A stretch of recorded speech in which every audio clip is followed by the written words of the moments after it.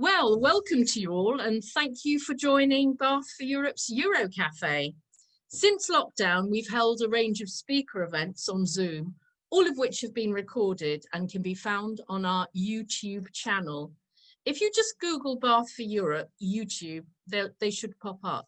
And if you do like them, please remember to press like and please share them. We live in a time of crisis with climate change, COVID and Brexit, and all our speakers have sought to address these issues and how they will have an impact on different aspects of our lives. One huge concern at the moment is the future of farming and the food industry and the challenges it will face through environmental and climate changes as well as Brexit.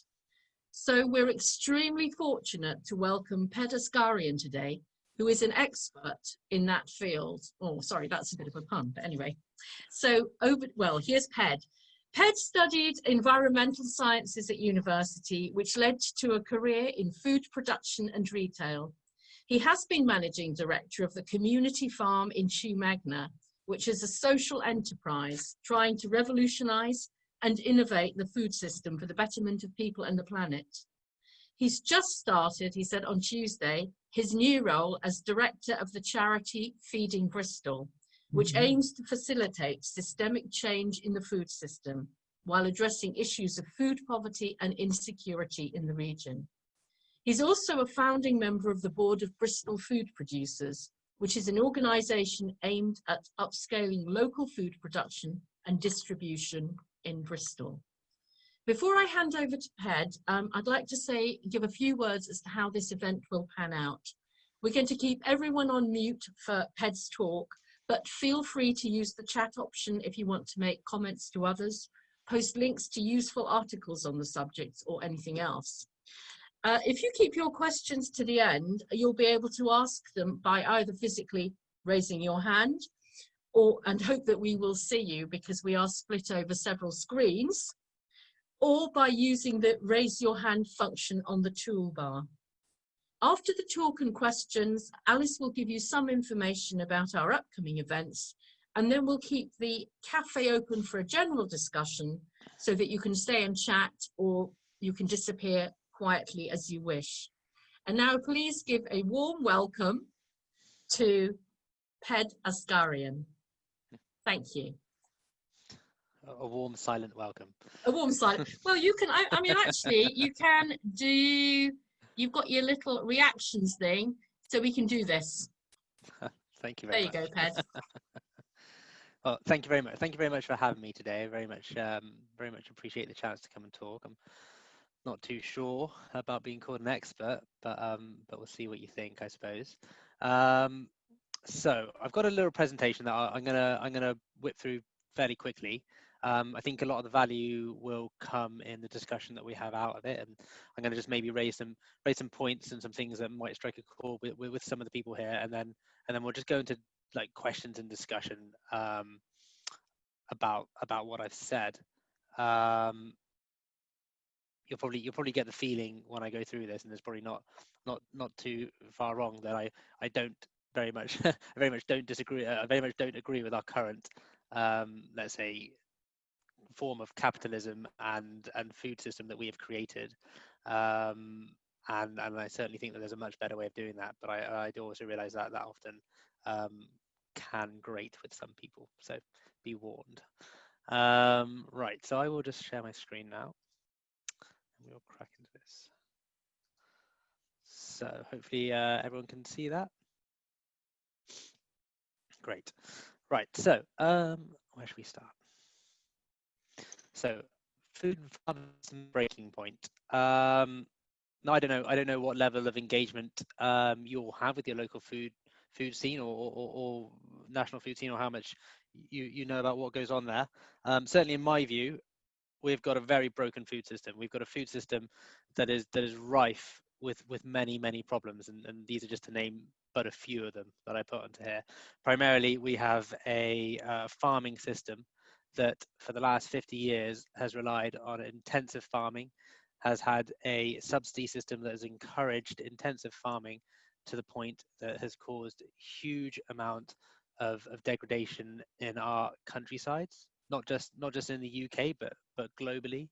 Um, we have seen up to 75% loss of biomass of some species in our countrysides, and the finger of blame quite squarely in this country points at the UK farming system.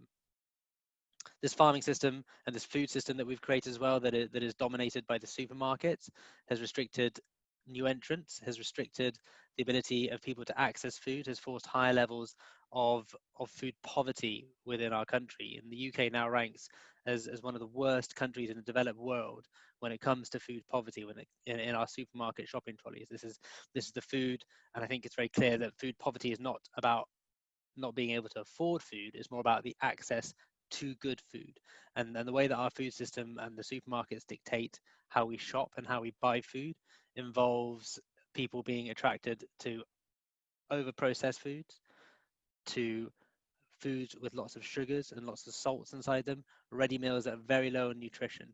And this all feeds into a breakdown of the food culture that we've had in this country over the last 50, 60 years, where we have gone from a culture that is able to take vegetables and meat and create lots of different exciting meals, healthy, nutritious meals out of them, to one that often in today's modern world will say, I don't have time to cook. I need to go get something from a supermarket as a ready meal, use a microwave. I need to go to a takeaway.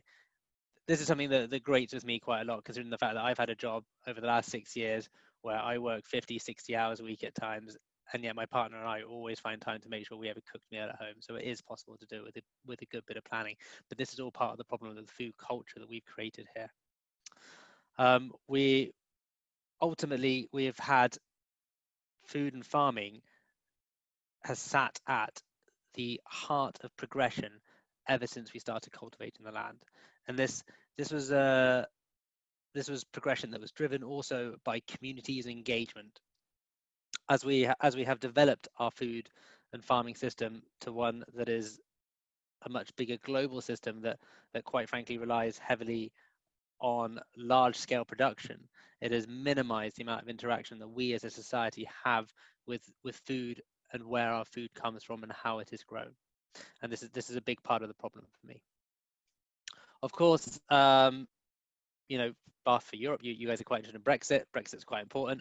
Brexit's going to have a very, very big impact on our food system and the food that we are sourcing and how we are growing in this country.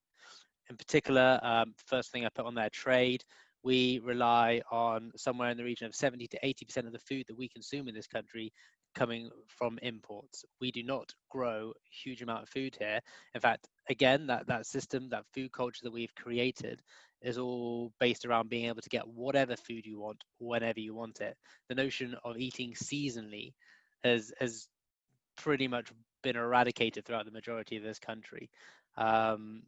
I talked to my former head grower at the farm, and I talked to him and I say, what is it that we need to do as a country to get used to eating seasonal food again? And his response was quite bluntly, we just need to get used to eating cabbage again. And there's this sort of notion of there are foods that we just don't like to eat anymore, and we don't know what to do with it, that we then end up thinking, well, we want peppers, we want tomatoes, we want courgettes all year round, when actually there's a lot of value in actually learning how to eat seasonally again. This isn't to say that imported food does not play a part in our diets and the way that the way that we can change the way that we eat. It's just that we've moved so far from eating seasonally that it's a bit of a problem. A lot of the way that we grow on the land and the intensive nature of our growing system has actually been driven by our common agricultural policy, the CAP, the common agricultural policy, the European common agricultural policy. It's not a good system. It's one that, again, it needs changing. And I have no doubt that once we leave the EU, they will change that, because Britain was one of the countries that was very much advocating not changing CAP over the last 20 years when they've been trying to change it. But what it does mean is that in this country, we will be looking to move to a new level of environmental stewardship. We have the Ag Bill going through Parliament. It was going through just before summer recess, and it will be picked up again, I think, in this, go through the House of Lords right now. And that's going to be a very, very important bill that goes through. And it's very important for us as a country to engage with this, because it's going to dictate the terms of how we farm in this country for the next, 30, 40, 50 plus years. One of the really big advantages of the environmental stewardship schemes that are being put forward, and that's known as ELMS, the environmental land management schemes, is that it's going to give us an opportunity to really intertwine sustainability and our farming practices with that of benefiting the environment and people. This whole notion of public money for public goods. And this is going to be very important because we're going to see a greater demand in the UK to produce more food on this country. We've got somewhere in the region of 75% of our land is actually down for agricultural use in this country. And that's only likely to increase or intensify if we're not careful. But, the thing I put here at the bottom, ultimately, will anything actually change? We had problems before Brexit came along. These problems are still going to persist afterwards. It's very likely that any changes is very likely that any changes that are brought in through any kind of new policy schemes will only affect the bigger, larger scale farming. And I still believe that we need to move to a better farming, fairer farming system, which might look something like this. So we need to move to more small scale agroecological growing that that actually benefits local people and local circular economies, creates circular economies where money that's being raised, produced through the economy, through the growing system, through the industry, is not being then siphoned out to major corporations outside of cities and towns, which has led to a lot of the rural decimation and isolation that we have seen around this country over the last 40 years. Our current food system, through the way that the policy is set up and through market forces, essentially dictates that the vast majority of places that you can go to get food is through your supermarket, and that's people's main interaction with food these days. There was a really good study a few years ago, or 10 years ago now, in Bristol, the Who Feeds Bristol report, which identified that only 5% of food being bought in Bristol was actually coming from local sources. The rest of it was coming through our supermarket system. So what I think we need to do is move to a system that allows people to interact with food better, have better access to food, and minimize issues we have around food deserts, and therefore minimizing our issues around food security, food insecurity, and food poverty that we exist. And we need to transition to this in multiple levels. We need to look at our national and local policy.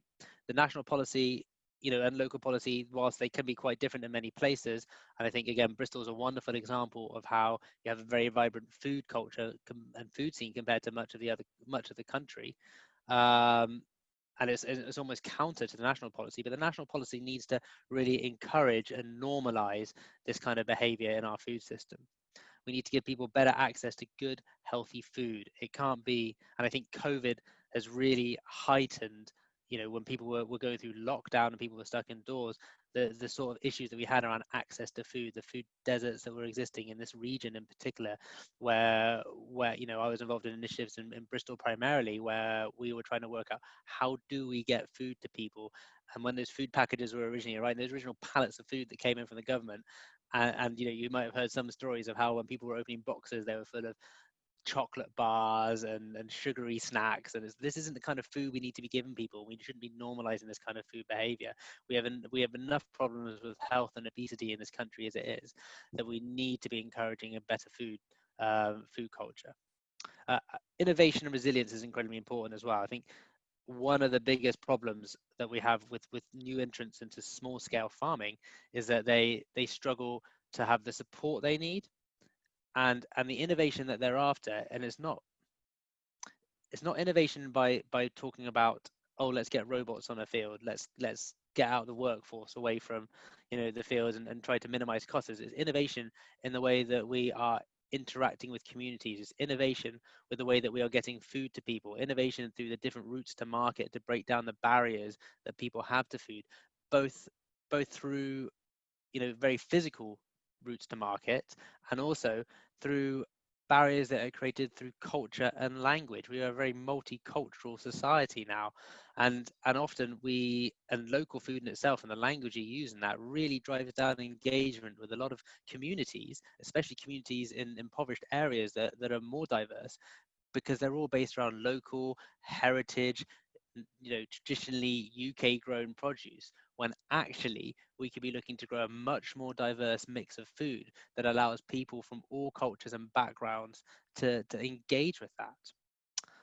And all of this, and if you create the right policy, the right ground, and the local councils in particular are backing through better use of land in the area, you can increase your local supply to get more food to people. By increasing local supply to people, you are going to have more local businesses. By having more local businesses that aren't owned by big national farming corporations, then you will be keeping the money more local. You'll be providing more employment to people. People will be able to afford the food better. The pressure on farming, on farmers in particular, to sell food for as cheap as possible in an industry where inflation has been relatively zero compared to other commodities over the last 30 years, will allow them to have viable businesses that will thrive and succeed. There have been plenty of studies both in developed and underdeveloped or developing countries that have shown that if you can have local food projects, small holdings around towns and cities, you get an increase in decrease in unemployment rates, an increase in infrastructure, an increase in the rates of education. All of these things are very clearly linked in to good food, good farming practices. And the positive side of that as well is that in a time of a climate and ecological crisis, is that I think Bath has now declared a climate and ecological crisis as well as Bristol. It will start turning the tide on the amount of species and the flora and fauna that we are losing from our countrysides. So there we go. In a nutshell, that's what I just wanted to mention to you. And I would like to invite questions to discuss these topics.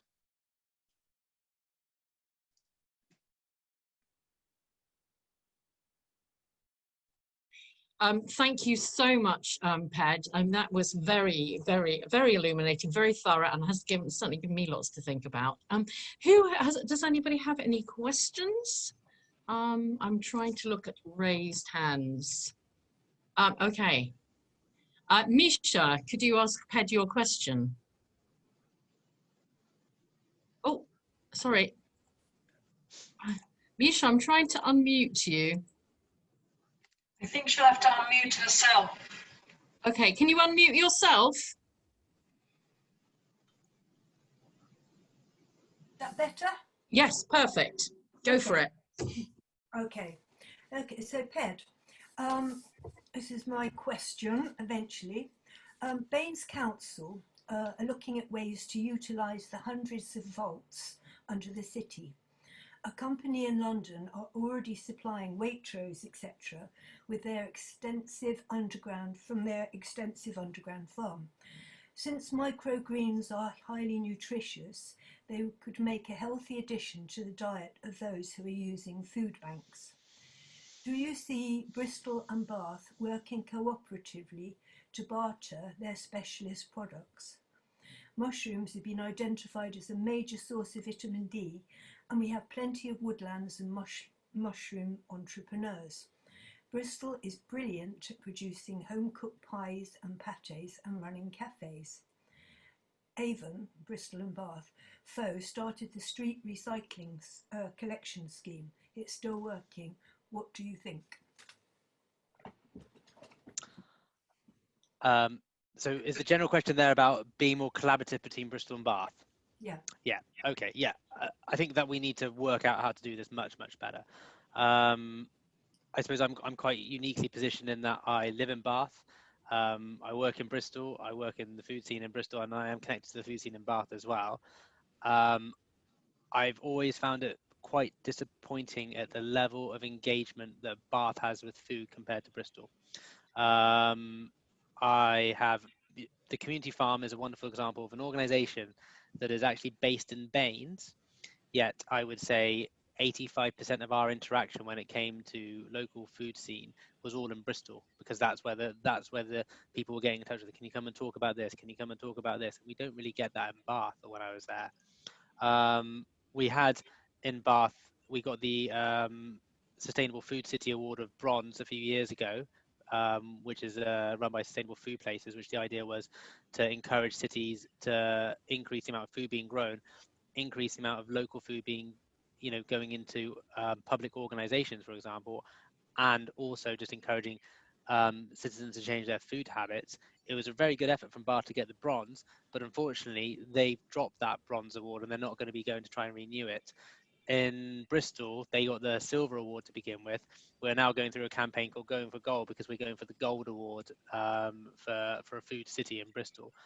So I think Bath and Bristol have a lot of opportunity to work together, but I think Bath Council needs to seriously think about investing some more money in, or more money as in like more people resources, into developing a better food strategy. And again, it was something that you go back 5-6 years ago, there was a devoted part of Bath. They had the local food strategy, and they were doing a lot of work on the dynamic procurement system, which was around how you can engage public institutions much better with buying more locally, which was great. But I know that was pretty much dissolved during the last council.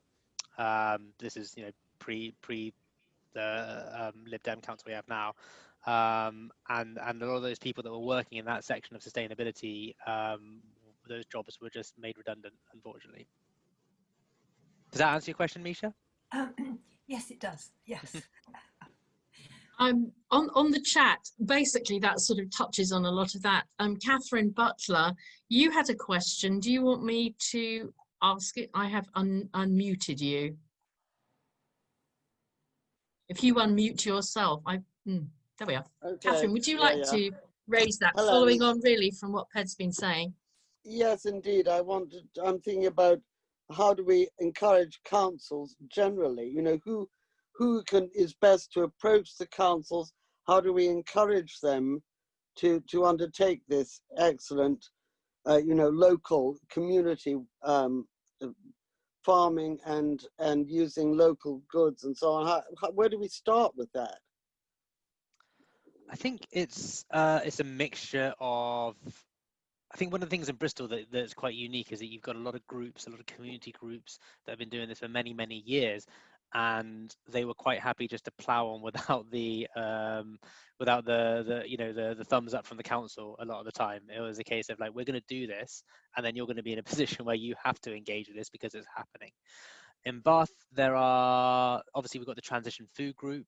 There's Bath Organic Growers. There's a few other little growing pockets that are around Bath, some of the guerrilla growing options, which are quite innovative. But they're not enough of them, and they're not working enough, and the council doesn't really engage with it. I think the biggest thing the council can do, and I know some people on the council I've discussed this with.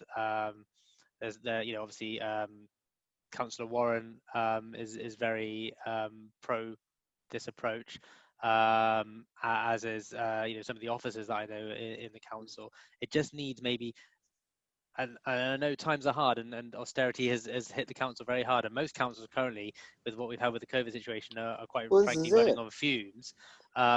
This is where the national policy has to come into it. The national, and I know they're going through the national food strategy at the moment, which unfortunately is being very much run and with the lobbying of big supermarkets, and many small voices. And I know a couple of people from the Land Workers Alliance who were originally on that steering group, who ended up stepping away from it because they're like, you're not listening to us. And if the national policy isn't backing up, and therefore the national central government isn't putting money into these councils that allows them to create these positions, then what you do need is you need some very dedicated individuals to go out there and get the funding that's needed to create the roles to drive this forward. And I'm a little bit out of touch over the last 12-18 months, I say, with who's kind of really pushing things from a food perspective in Bath. But I do know maybe some of the voices that were there before not quite as powerful or strong as they once were. So it does. I think ultimately it needs someone to come and someone independent from the council to come and take the someone by the council by the scruff of their neck, get some funding, create a role, and just get on with it. Yeah. So that could be any individual trying to put pressure on somebody who's a member of the council, or trying to put pressure to bring the facts and positive advantages to some council member, and then they can try and push it forward. Is that the idea? Yeah, it can be, or it can be again like a group of a bunch of food groups coming together and creating a collaborative bid to an organization like the lottery that will allow us to create a role and a project to push this forward with the council's buy-in. A good example I can give you actually is in Bristol at the moment. One of the projects that was done last year by a wonderful lady called Joy Carey, who does a lot of really good work in the Bristol area.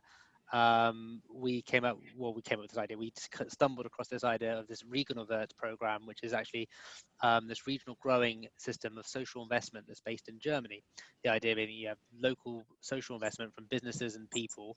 That money then has a steering group where people can then apply for that investment, with the idea of hopefully one day paying it back. But if you can't, you can't. It's almost like a philanthropic investment, a bit like how the community farm is set up.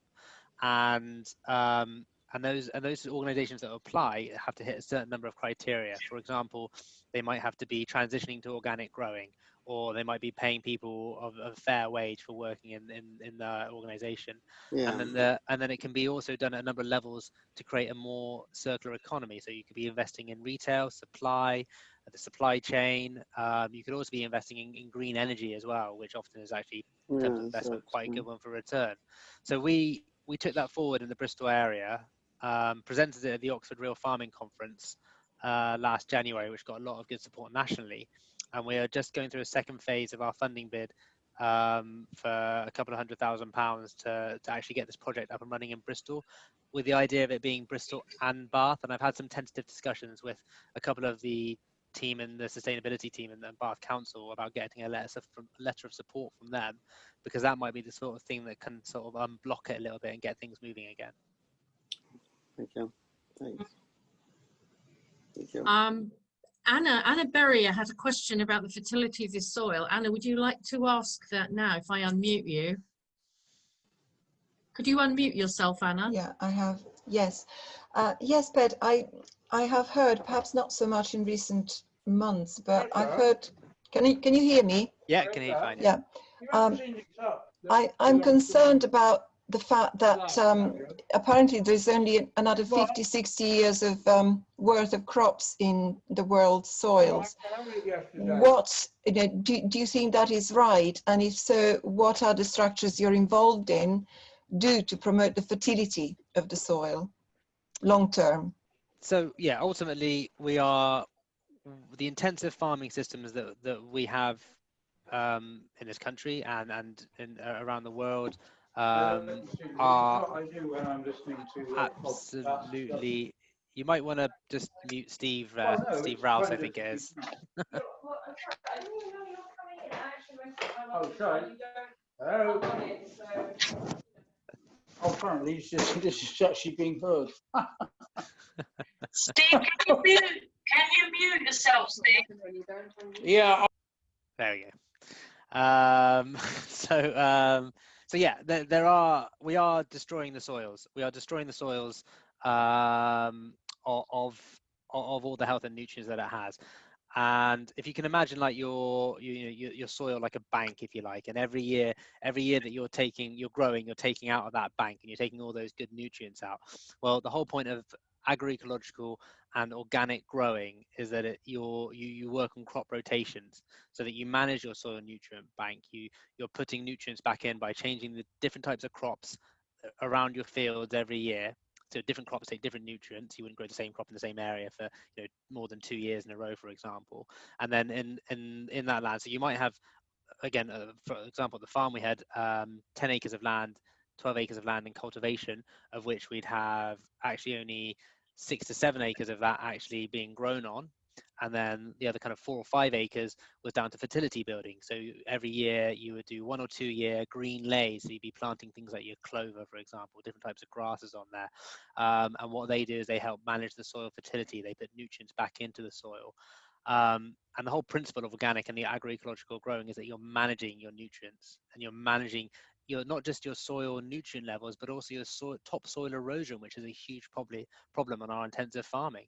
When you're starting to make larger fields, less hedgerows, which is obviously bad for birds as it is, and mammals and insects, those hedgerows keep the soil in your field. The moment all those hedgerows are gone, that soil starts leaching away up the sides. And there's some wonderful maps, I think, on the Soil Association website, which show the sheer volume of topsoil that we're losing every year. So it's not just the loss of nutrients because of intensive farming that's going on with the soil, it's the loss of the good topsoil for growing as well.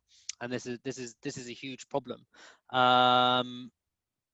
And to add another thing onto that as well, soil is incredibly important for locking carbon in, and you can have almost I think up to 10 billion, roughly, I think something like that, up to 10 billion tons of carbon locked in soil every year. And if we lose that again through the lack of nutrients and topsoil erosion, it's going to have a massive impact on our carbon cycle. So yeah, it's incredibly worrying that we are going this way as a farming culture, and that's another really important reason as to why we need to stop intensively farming. Stop intensively farming under the guise of we need to produce more food because we don't have enough food to feed the world, which quite frankly utter tosh. You know, we have a problem with food waste in our Western world. You know, we waste somewhere in the region of 40 to 50% of everything we actually create. We have a huge aversion to eating food that doesn't look right. The whole wonky vegetable thing, which some supermarkets are trying to capitalize on. But unfortunately as well, what the supermarket system has done is when it comes to organic food, is over the last 30, 40 years, it's taken the word organic away in terms of its ideology, away from the organic growers that started it in the first place. It's turned it into a niche product in the supermarket that they make unnecessarily high profits from. And as a consequence, it starts alienating people from being able to buy it, feeling that there are barriers in the way of being able to buy it and purchase it. So people look at organic as being like a snobby way of living, as opposed to a way of life and an ideology that looks after the planet. And this is something that we really need to tackle. So yeah, I mean, that's a long way of saying, yes, you're right, Hannah. We have a real problem. It is solvable, but it not just involves policy and changing in our farming technique. It involves, you know, consumers that care, people that care about our planet, realizing that this is the way that we need to go, and actually putting their money into this area. You know, we've got a history in this country of trying to get change that is beneficial for health or environmental reasons, and then actually spending in the opposite direction. And a good example of this is pork. I think, you know, what was it, 30 years ago or so, we introduced much stricter guidance on rearing pigs in this country, mainly for health reasons, but also for animal welfare reasons. And then we went and just bought loads of Danish pork. So all the pork farmers in the UK who had to put their prices up, then went out of business, and many of them, small scale for sure, because they couldn't compete with the prices that we were importing in from abroad. So, I mean, it's such a multi-layered problem to tackle, but ultimately we do have to tackle it. Thank you. Fiona has had a question about how you go from becoming a small vegetable patch gardener to producer. Perhaps you'd like to ask it, Fiona. I've unmuted you. Could you unmute yourself, Fiona? Unmute myself. Yes, having dug up a very wonky carrot this morning from my veg patch. I understand about wonky carrots. And one of the great benefits of the lockdown has actually been discovering vegetable garden and resurrecting my father's vegetable patch. So that's been great.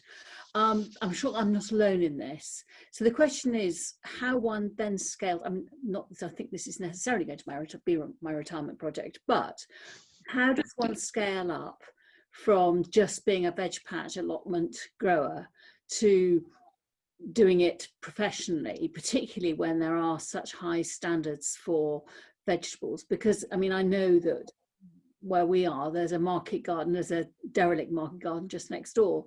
So there are bits of land that could be used around the area. But how do you actually get into that whole market gardening and producing and selling it when, as you say, that there is a demand for straight carrots and clean veg that don't have caterpillars in them? With great difficulty, I think, is the short answer. We create lots of barriers for new entrants into this industry, which is a real shame. Access to land is a massive issue. People want to grow, but they don't have land to grow on. And lots of new entrants are wanting to grow on small scale, talking, 2 to 8 acres sort of growing, not well, I think a small holding you classify somewhere in the region of 30, 40 acres anyway. So it's all small scale that a lot of people are looking at growing on. But the land just isn't available to do that sort of thing, or the rates of actually renting that land is too high for being able to turn over a successful project. If you've got a market, if you've got if there's a walled garden or a market garden that's not being used near you, perhaps that's council owned, trying to get the council to allow it for community growing is a great way of doing it. I think the joy of community growing means that people will get involved in the growing, and then when you do grow your wonky carrots, they're more than happy to eat it because they've been involved in the growing of it. I think that's a really big step change in actually trying to change people's minds and how they actually engage with food. We see it at the farm through a lot of the kids work that we did. So we'd have lots of children come from different schools, come to the farm at the age of between 2 and 5, because we believe that's the real age where people are starting to develop their food habits. So it's really important to impact children at that age. And when they go there and they start picking the vegetables themselves, and they start eating vegetables at a young age, eating courgettes at the age of 2, 3 years old, and going home and engaging with their parents and being like, oh, I want to eat courgettes, that's a game changer, because I didn't eat courgettes until I was probably 15, 16 years old because I thought they were disgusting. But I was wrong, and I didn't know better until I got to that sort of age. I think we need to move away from using the language of professional standards. Food is about taste and quality, not about what it looks like. And I think that's something that people only get by, again, engaging with food and actually eating properly grown good food. And when you invest your own time into something, again, like if you can do a community growing project here, it just tastes a bit better, doesn't it? The vegetables you always take from your garden are always the best vegetables, and then you get from anywhere else. There's a real sense of pride about that, isn't it? And there's something a bit different about putting your own blood and sweat into what you're growing. And I think that's a much, much better way of engaging it. And I think that's, again, one of the real benefits of how we used to farm going back, more than decades, going back centuries, because we as cities, we as communities, we as towns used to engage a lot more with growing, because growing was the main industry. Agriculture was the big industry in a lot of towns. So I think, I suppose primarily, if you want to upscale what you're doing, you need to, if there's land that's available, ideally doing it from a community project is great. If you just want to do it from a pure business perspective, then what you need is the council to be allowing land that's not being used, that shouldn't be being designated for building on, being made available at peppercorn rent, or providing you support to create a growing project yourself that you can run on 2 to 4 acres, and that you can learn from your mistakes, and you can then produce and sell food into local markets. And we're lucky in Bath to have a farmers market that does allow, basically no barrier to engagement in that market. You just have to speak to them, and they'll give you a stall for £10 a week, and that's the easiest way to start engaging with the food scene itself. Right. Yeah. Does anybody have any other questions? Does anybody have any questions? Can I sorry about that. Can I just come in? Fiona, there's a worldwide movement called Community Agricultural Association, started in America. And in Bath, we've got one at Dry Arch at Bath Eastern. A local greengrocer who lived on site had to sell up because there was going to be a bypass that wasn't built.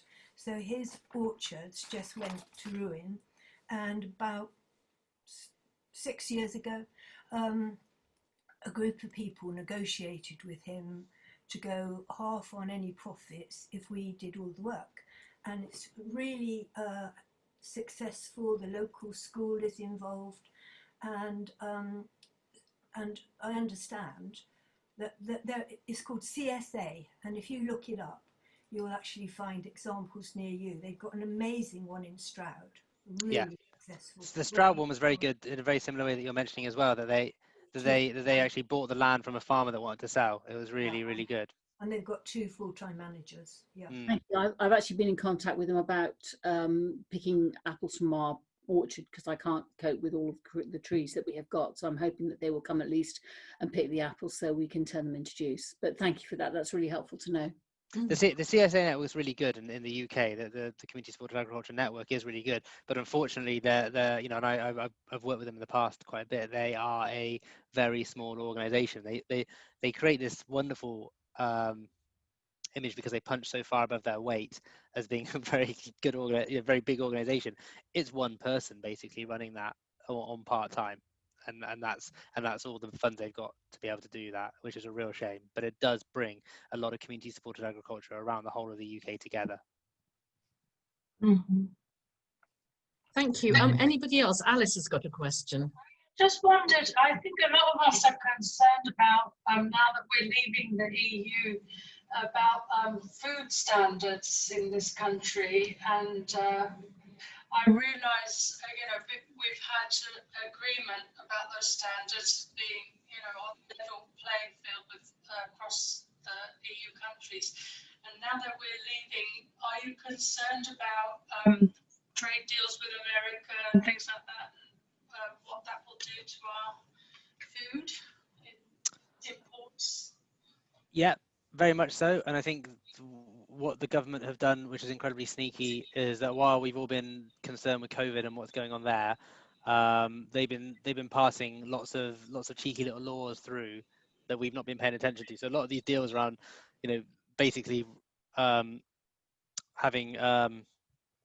the chlorinated chicken thing, they've passed laws through already that say that have essentially paved the way for us to do these deals with America. So it is a real worry. Again, I come back to it. I don't particularly. We had a broken food system before. We have an issue where we're farming in a way which is really negative to the environment, and that would have persisted either if Brexit had happened or if Brexit hadn't happened. I think the important thing is that we start to recognise that and become aware of that. And I certainly think that a lot of the emphasis, you know, there is an issue with affordability around food. Too many people in this country struggle to get access to good food or to be able to afford food. It is an issue. And that is not a problem that should lie at the farmer's doorstep, quite frankly, either. You know, we have a problem with the way that we as a society are paying people and are providing employment for people and are being able to look after people in this country. You know, I'm very pro a universal wage that would certainly eradicate a lot of this myself. But ultimately, like, I think there needs to be a real emphasis on those that can afford to pay to buy food correctly, you know, that they should do so. I'm, you know, my partner and I, we're not high earners. We both work in industries that you do not pay well for what you do. We're in it for trying to make a positive difference. Yet we, you know, and I did a really interesting little look at an article on what we're paying in this country relative to other countries around Europe as a proportion of our income. And in this country, we do not pay anywhere near enough for food relative to other countries. We are paying such a small percentage of our actual income. And when you normalize that across Europe, it's the worst out of Spain, France, Italy, Germany, and Holland. They are all paying more a percentage of their food on a daily basis per person than we are. And my partner and I, you know, we spend, I think we worked this out over lockdown, we're spending probably £80 a week on food on average over like a 3-4 week period. And this £80, you know, it breaks down to what, somewhere about £5 a meal a day, I think. Also, I can't remember what it was. We worked out £5, yeah, something like that. It's quite a small amount that we're paying. So £40 each per week, 7 days a week. You know, where it's not much that we're putting into each meal, but we're buying fresh produce, we're buying local produce, we're buying organic produce. We don't eat a lot of meat. We're mainly vegetarian, but we eat locally sourced, sustainable meat into our diet. And I think we can afford to do it, so we do it. And I think I've got lots of friends who can afford to do it who don't do it, not because they don't want to do it, but maybe because they're more, and I don't mean this disparagingly, ignorant to the fact that what they're doing is wrong. And that's a big problem about what we don't realize in society. We go to our supermarket and they you know, in the supermarket they put a £3 chicken next to a £15 organic chicken, and most people just go, well, I'll take the £3 chicken. you know. And in some situations, you're like, okay, you can only afford a £3 chicken, that's fine. But actually, a lot of my friends should be able to afford that £15 chicken. If I can afford it on what I get paid, they can certainly afford it. And that's a big thing for mine. I think if you had enough people who are actually willing to, who could afford to do it, who did do it, that would significantly change the way that we farm, because the consumer would then be dictating how it is they want to have their food. Thank you very much. Malcolm, you had a question. I've unmuted you. You might have to unmute yourself. Malcolm, you have, oh, there we are. Yeah. On the worldcounts.com website, I was looking at that. It was saying by 2050, which is just 30 years time, so I'll be enough food to feed everybody on this world. So scarcity. So so it's going to be a huge problem, isn't it? How we tackle that. I've probably seen several counter arguments, as I mentioned earlier. We don't have a problem with producing food at the moment. We waste too much food, and that's a big part of the problem. If we actually managed that food better and distributed that food better, we wouldn't be facing the same kind of food poverty and food insecurity that exists in many parts of the world, in particular some of the developed world. It's also worth noting that the rate of growth of our population is beginning to slow down globally, and in fact, I think there's some recent studies that started showing when it comes to like the turn of the century, or the turn of the half century anyway, it's going to start decreasing to the point that by the end of this century, we're going to be looking at countries like Spain, Italy in particular, are maybe having 40% less population size than they do right now, because the birth rate in the developed world is significantly less than it once was. So I think the big problem we've got is not so much food production, it's more minimizing the amount of waste that we have and the food distribution networks that we're doing to make sure that people are getting food. And how would we, just one thing, how would we sort of discourage food waste? Because you obviously see that's very high. So how do we sort of discourage it? Do we, and that's a sort of a challenge. I think when food is so cheap, it becomes so disposable. I think that's a big part of it. I think we don't value food enough, so that too much of it ends up in the bins in our own homes. There was a really interesting study we actually did as part of a group of the Going for Gold thing in Bristol, where over lockdown we interviewed people that were starting to buy a veg box, and one of the very interesting things they said is that during lockdown they started actually appreciating the food they had in their fridge and letting less of it go to waste, because they suddenly realized they couldn't go out tomorrow and pick it all up again, so they had to make use of what they've got. I think a very important part is actually from a I suppose from a just general public perspective, getting proper food home ec, if you like, food back on the national curriculum. I know it vanished for many years, and what came back was quite frankly poor and just based around food tech and marketing or something stupid like that, giving people pizza bases to cook on in schools, and that was their job done. I think they need to teach people about food at a young age. I'm going to presume, looking around the room here, that some of you may remember home ec classes from when you were at school, and even like post-war, there would be is how to use the energy in your house better. When your oven's on, what else can you cook in the oven? How do you make stock? How do you look after, in this house, in our household, we save all our vegetable peelings that are appropriate for stock, go into the stock bag in the freezer. Meat bones go in the freezer. They all go to making our own stock. We try to use absolutely everything. Getting used to not eating like just the best parts of the best parts, let's say, of meat, realizing that actually things like cheek and shin and tongue, all of these parts of the animal are wonderful, delicious parts to eat. And actually we would be better at minimizing waste in those industries by utilizing more of the food that we can. It's quite funny, isn't it, that we often have a go at organizations like, let's say, McDonald's. Not that I'm about to advocate going to McDonald's every day, but we would say often, oh, well, what goes in their burgers? It's all the crap things that nobody wants to eat. They're actually doing us a service by not wasting it, aren't they? And that's actually, it's funny that we look at it so negatively, and that's the way that we look at it as a society.